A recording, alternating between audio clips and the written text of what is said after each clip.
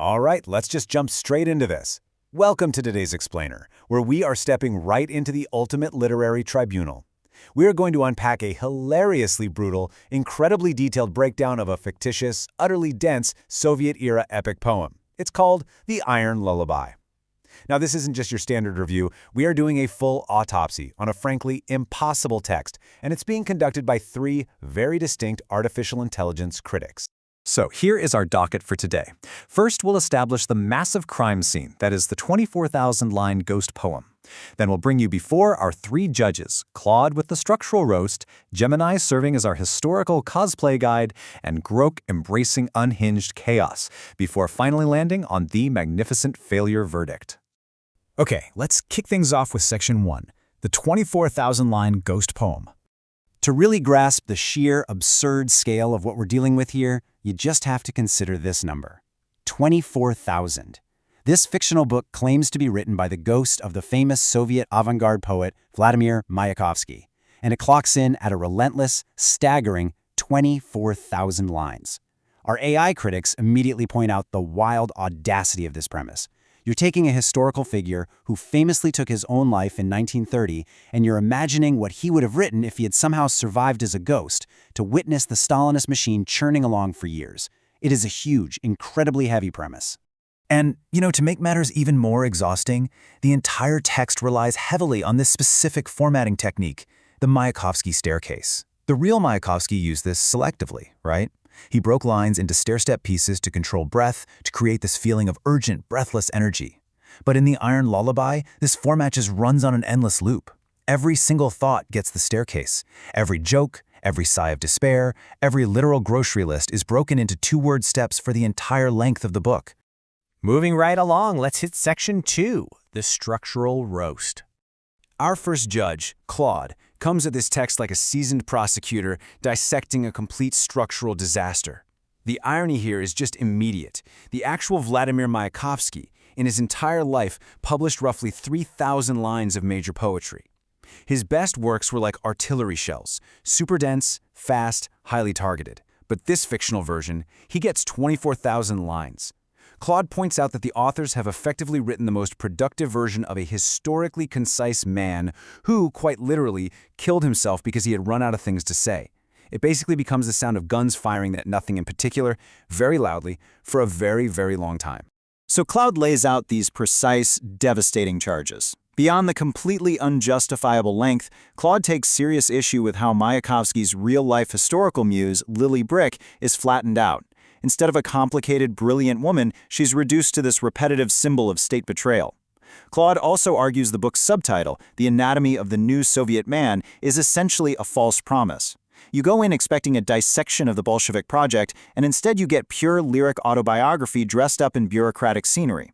Now, Claude does praise the found documents, like a medical report that lists the chief complaint as persistent existence despite having died. The problem is, those brilliant little moments are just tiny islands floating in a massive ocean of staircase verse.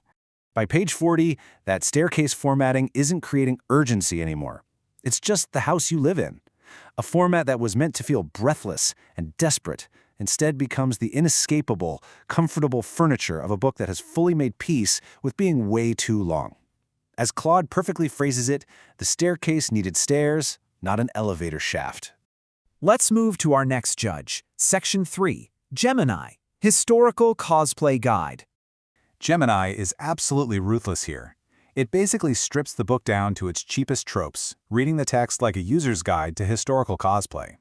First, you invent a stolen-from-history manuscript hidden behind a brick wall, just to give it unearned mystique.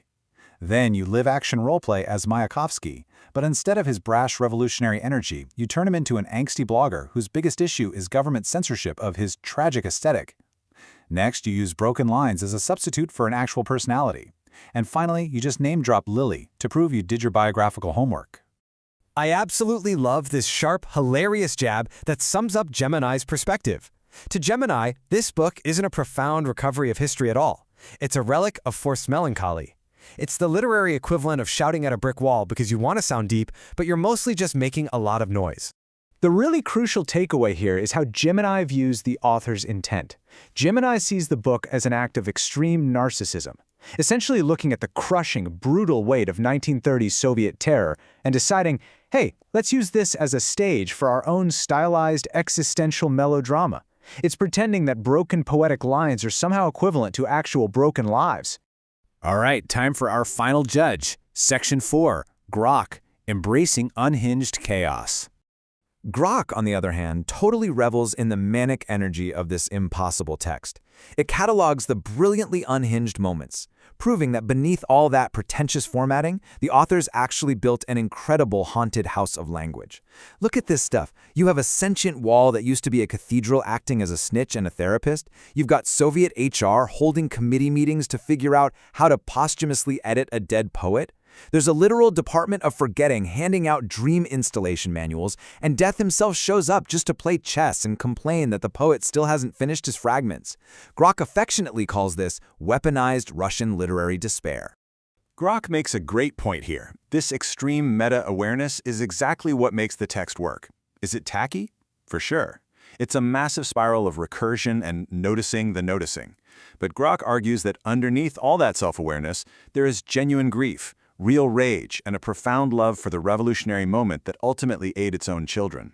It captures something deeply true about artists under authoritarianism, that compulsion to keep speaking even when speaking means certain suicide.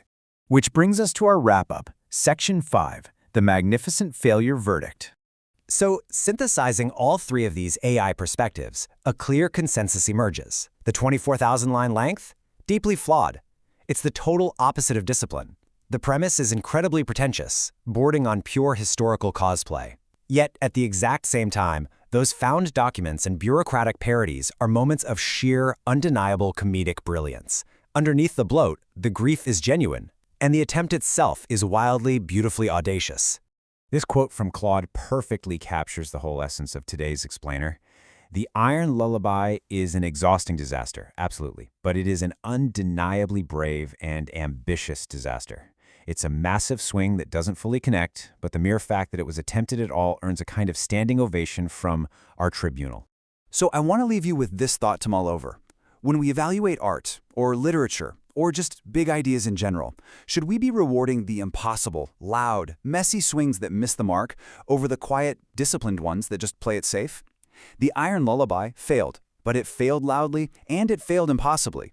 And honestly, sometimes that is exactly what makes something worth talking about. Thanks for joining me on this deep dive today. I'll catch you in the next explainer.